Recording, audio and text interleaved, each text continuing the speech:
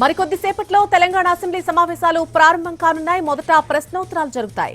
ఆ తర్వాత సభలో 2 బిల్లులు ప్రవేశపెడతారు. వాటిపై స్వల్పకాలిక చర్చ జరుగుతుంది. అనంతరం ఈ రోజు హిల్ట్ పాలసీపై చర్చ జరగనుంది. ఓఆర్ఆర్ లోపల ఉన్నటువంటి ఇండస్ట్రియల్ పార్కుల్లోని ప్లేస్ ను మల్టీ యూజ్ జోన్లుగా మార్చాలని ప్రభుత్వం నిర్ణయించింది. దీనికోసం హైదరాబాద్ ఇండస్ట్రియల్ ల్యాండ్స్ ట్రాన్స్ఫర్మేషన్ హెచ్ఏఎల్టీ పాలసీని తీసుకొస్తోంది. ఈ విధానంతో రాష్ట్రానికి భారీగా ఆదాయం వస్తుందని ప్రభుత్వం చెబుతోంది. పారిశ్రామిక భూములను రెగ్యులరైజ్ చేసి కమర్షియల్, రెసిడెన్షియల్ గా మార్చి వినియోగిస్తారు. ఈ పాలసీని విపక్షాలు వ్యతిరేకిస్తున్నాయి. అసెంబ్లీ వేదికగా ఈ ఆరోపణలను తిప్పికొట్టాలని సీఎం రేవంత్ రెడ్డి భావిస్తున్నారు. విపక్షాల విమర్శలకు ధీటుగా సమాధానమివ్వాలని భావిస్తున్నారు.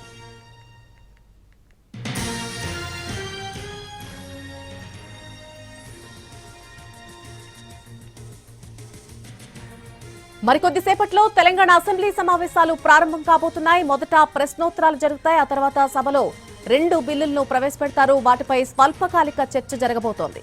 అనంతరం ఈ రోజు హిల్ట్ పాలసీపై చర్చ జరగనుంది.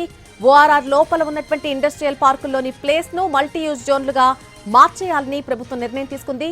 దీనికోసం హైదరాబాద్ ఇండస్ట్రియల్ ల్యాండ్స్ ట్రాన్స్ఫర్మేషన్ పాలసీని తీసుకొస్తోంది. ఈ విధానంతో రాష్ట్రానికి భారీగా ఆదాయం వస్తుందని ప్రభుత్వం చెబుతోంది.